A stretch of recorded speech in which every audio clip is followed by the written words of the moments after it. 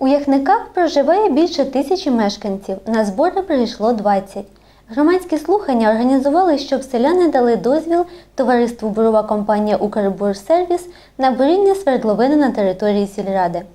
Якщо це все, коли будете приступати? Ми вже потихеньку, воно договору у нас був, не було. І оце тільки забудемо. Я правда. Отож, представник товариства Григорій Андрющенко підтвердив, буріння триває. Вже пробурили 400 метрів. Формальне голосування дало дозвіл постфактум. Та на цьому селяни не розійшлися, адже мали питання до сільради та місцевого агропідприємства. Оприскування наших територій, хат, земельних ділянок, самольота, де діти, хто давав, хто відповідатиме за те, що діти травляться. Справа в тому, що сільська рада по законодавству не зобов'язана надавати дозвіл чи не надавати дозвіл, тому що землі Хто знаходяться на відповідає за це, за те, що це робиться? відповідає До кого звертатися?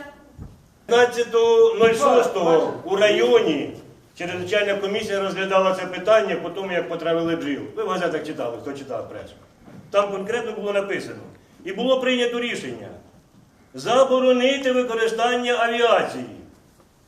Це крім того, що є закон. Заборонити. Можна ж використовувати на землі? Можна. Ну, діло в тому, що те, що люди травляться, ніхто цього не бачить. Те, що тварини травляться, ніхто цього не бачить. Із-за великого рубля ми дуже маленькі. Нас не видно. Наслідки, бачите? Ось видно. Ну я покинула. Видно. Ви знаєте, що це за рослина? Це називається амарант. Коли сіяли в колгоспі? Так. Значить, я сію вдома використовую для свиней, для гусей, все. У мене кошеня, оце утром випив, біжить до нього, щепнуло. Бачу ж, їсть, само їсть. От не вистачає його. З часом лежить кошеня, готове. 2 дня дихати не було чим. Задихалося. Сьогодні вже все. Кончилося.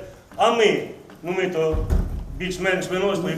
Сільський голова Наталія Сердюк пояснити людям, куди звертатися, так і не змогла. Натомість виступили представники агрокомпанії, що недобросовісно вносила хімікати.